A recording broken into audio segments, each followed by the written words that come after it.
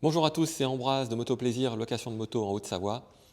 Dans cette vidéo, nous allons regarder un petit peu dans le détail les différences entre la 1250 GS BMW en modèle 2021 et la nouvelle Multistrada V4.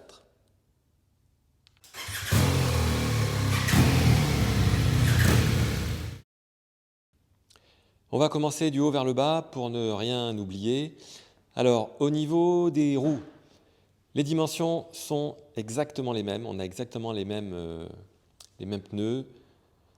Donc, 19 pouces devant, 17 pouces derrière en 170 de large, 120 de large à l'avant. Sur l'ancienne Multistrada, on avait une roue de 17 pouces à l'avant et à l'arrière, on avait un gros pneu de 190 de large. Donc, du point de vue de l'aspect esthétique, la nouvelle V4 fait un peu moins sportive. Elle rentre dans le rang des trails, des gros trails d'une manière générale, avec une roue de 19 pouces à l'avant.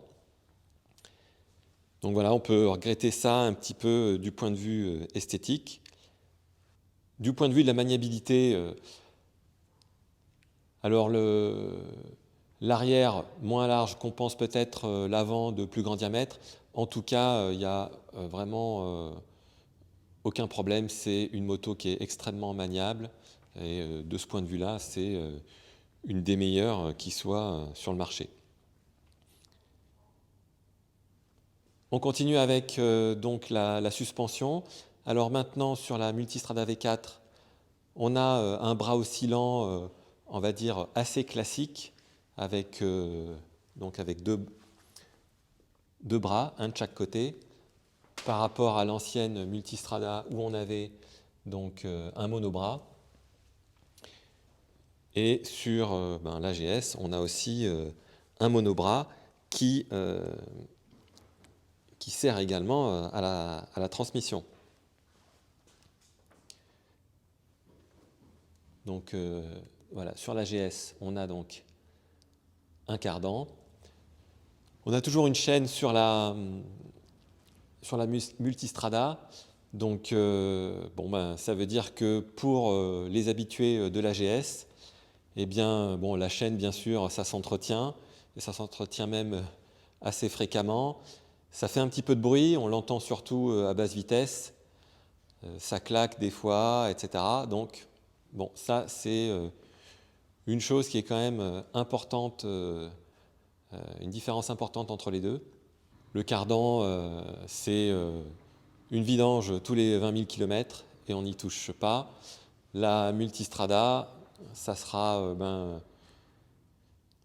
graissé tous les 1000 km et puis vérifier la tension régulièrement. Alors l'avantage de la chaîne, c'est qu'on gagne quelques kilos. Au final, entre les deux motos, il y a moins de 10 kg d'écart. Donc la Ducati Multistrada est un peu plus légère. L'impression de légèreté de la moto, c'est vrai, est assez remarquable. Je dirais même une sensation un peu plus de légèreté un peu plus importante que sur la GS. Le morceau de choix, bien sûr, sur la Multistrada, c'est son moteur V4.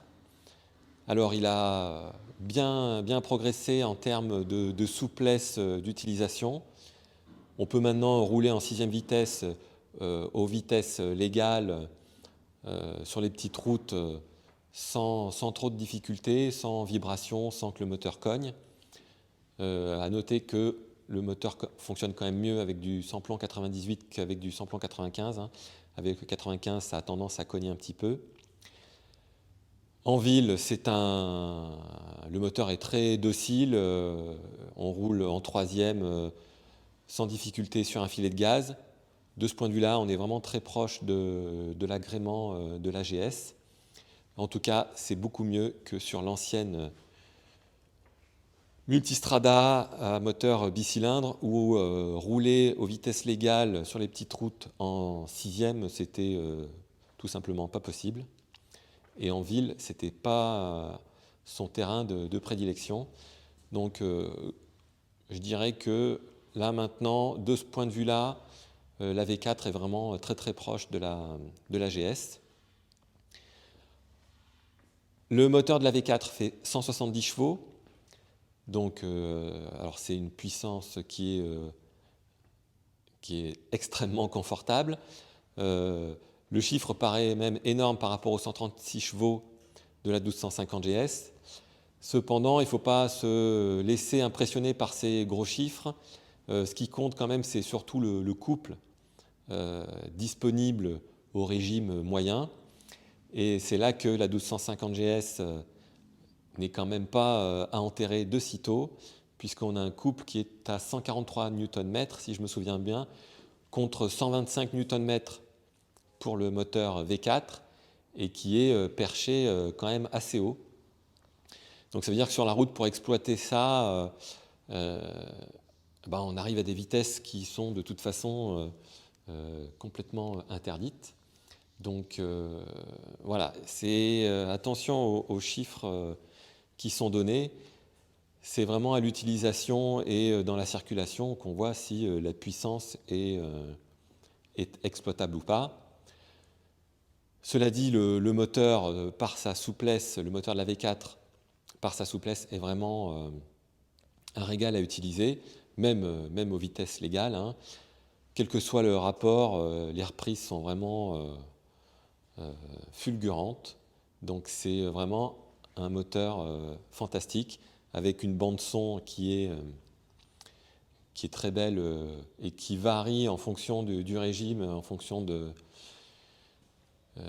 la charge et où on en est dans le contour. Donc c'est vraiment un moteur fantastique. Alors ce moteur fantastique, on paye quand même un petit peu à la consommation les caractéristiques du moteur, puisque il va être difficile de descendre en dessous des 6 litres au 100 sur la V4. Ça veut dire qu'on va avoir du mal à atteindre les 250 km avant la réserve. Alors que sur une GS, on arrive assez facilement à atteindre les 300 km. On va être plutôt autour des 5 litres au 100 sur une 1250 GS, alors qu'on va être à 6 litres au 100 sur la V4. Ici, on a des écopes latérales qui guident l'air vers les jambes du passager. Alors moi, j'ai pu faire un petit peu de route avec, mais donc au mois de mars, il ne faisait pas spécialement chaud. Donc cette consommation et cette énergie dissipée par le moteur, on risque de la retrouver quand même en été. Et donc les ventilations vers les jambes seront sûrement les bienvenues. C'est vrai que l'avantage de la GS, c'est que de ce point de vue-là, on est vraiment pas gêné par la chaleur, même quand il fait très chaud. Le moteur étant bien aéré, bien ventilé, du fait que les cylindres sortent comme ça. C'est un bon point pour la GS au niveau dissipation de la chaleur. Le shifter de la Ducati est, à mon avis, un des meilleurs sur le marché. Il est vraiment très doux à utiliser et très efficace. Celui de la BMW demande un petit peu de force. Donc à l'utilisation, ce n'est pas forcément toujours agréable. Ça finit par faire mal aux gros orteils. Donc un bon point pour la Ducati sur le shifter, c'est vraiment un des meilleurs qui soit. Du point de vue de la suspension, alors les motos sont vraiment très proches. En termes de confort, quand on règle la V4 sur le réglage le plus souple, on a vraiment quelque chose de similaire au mode road de la 1250 GS. Donc en termes de confort, c'est très très bien. La plongée au freinage, alors chez BMW, on a le fameux système télélever qui empêche la plongée au freinage. J'ai été très agréablement surpris par la quasi-absence de plongée au freinage de la Multistrada. Donc de ce point de vue-là, c'est vraiment bien maîtrisé. Donc le système semi-adaptatif ou adaptatif de suspension de la Multistrada est vraiment très très bon. On a maintenant sur la Multistrada V4 le même système de réglage de la précharge automatique, même chose que sur la GS. Donc de ce point de vue-là, on n'est pas dépaysé en passant de l'une à l'autre. Donc ça, c'est un progrès par rapport à l'ancienne bicylindre. Sur les deux modèles, la V4 et la 1250 GS, donc sur la 1250 GS, à partir de 2021, on a maintenant les selles chauffantes à l'avant, à l'arrière. Donc ça se gère un petit peu différemment entre l'une et l'autre. Le bouton est sur le côté, ici sur la GS. Il sera entre les jambes du passager pour la selle arrière sur la Multistrada. Le reste se fait au guidon. Les valises, le système n'a pas vraiment changé au niveau de l'ouverture des valises elles-mêmes. La petite innovation chez Ducati, c'est les valises qui sont montées souples sur la moto, à la différence de la GS.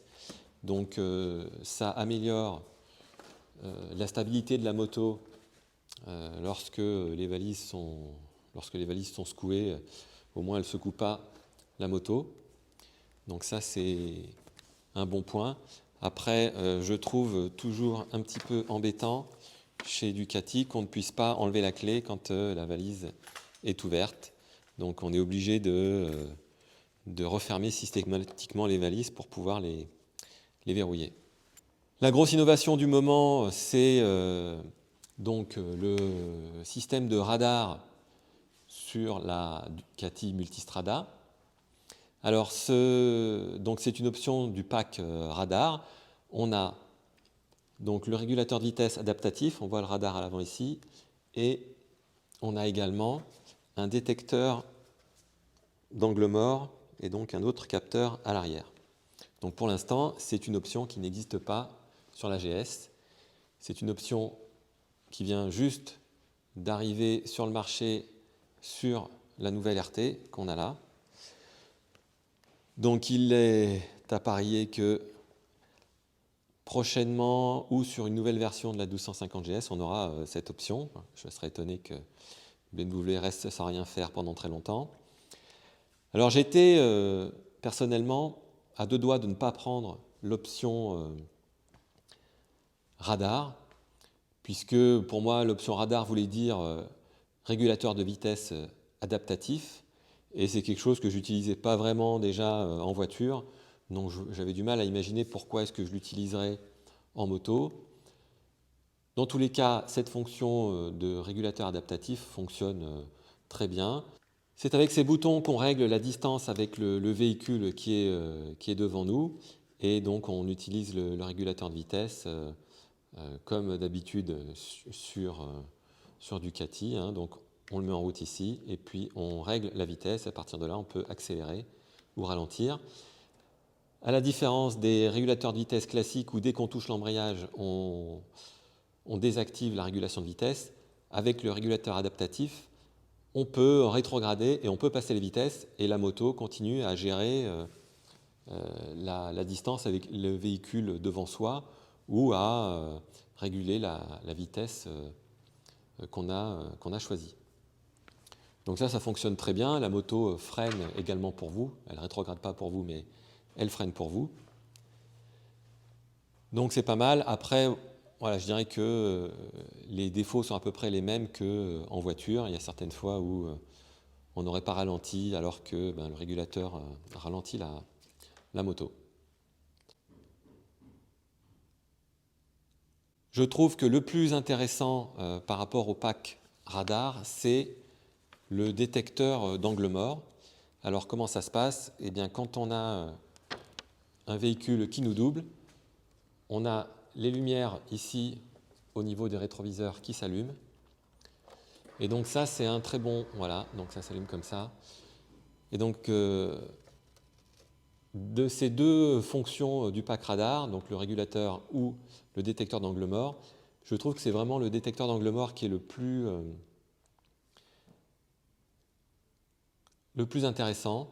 Donc ça permet de ne plus être surpris quand, par exemple, quand il y a une voiture qui nous double très rapidement, eh bien, avec le détecteur, ça s'allume ici, on voit la voiture arriver et tout se passe bien.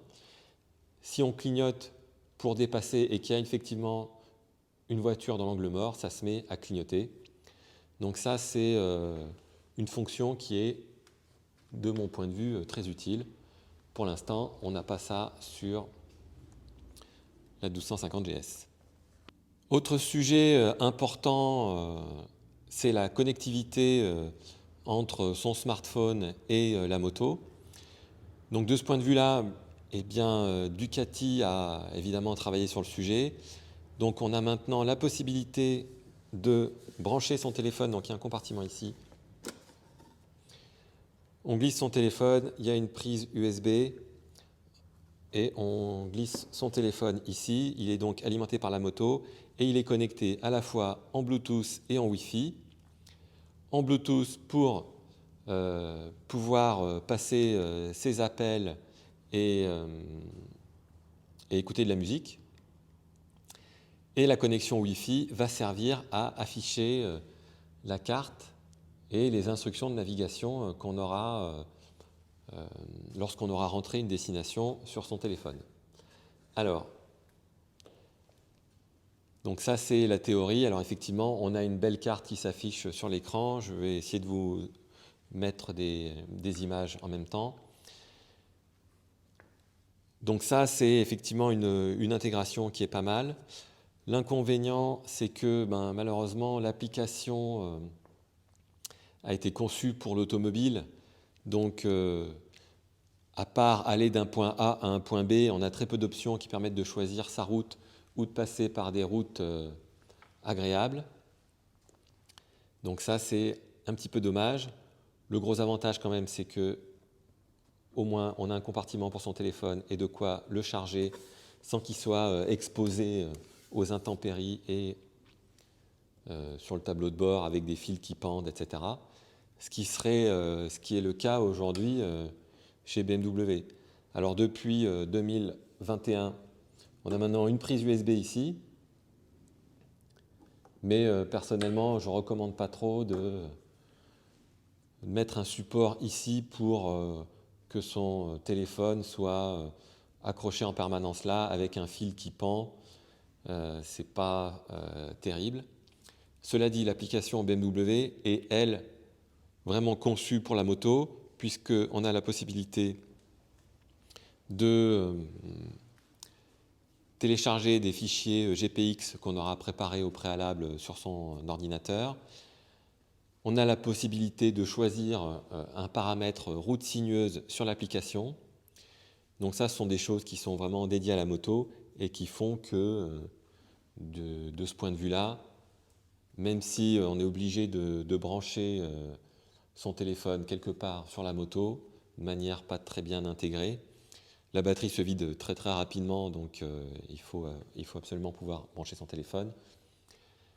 De ce point de vue-là, l'application BMW est mieux faite. Cependant, à l'écran, on ne voit pas la carte comme sur la Ducati. On voit simplement les instructions de navigation, tourner à gauche, tourner à droite dans 500 mètres par exemple. Donc voilà les différences de ce point de vue-là entre les deux motos. Ça veut dire que pour l'instant, entre la GS et la Multistrada, rien n'est pour l'instant rien de parfait. La chose peut-être parfaite, c'est sur la 1250 RT, où là on a une intégration du téléphone qui est au top. Donc ça c'est à voir dans une vidéo prochainement. Voilà, je pense que j'ai abordé un certain nombre de critères objectifs, sans parler du prix, bon ils sont assez proches, sans parler du réseau, sans parler de l'entretien ou des relations qu'on peut avoir avec son concessionnaire.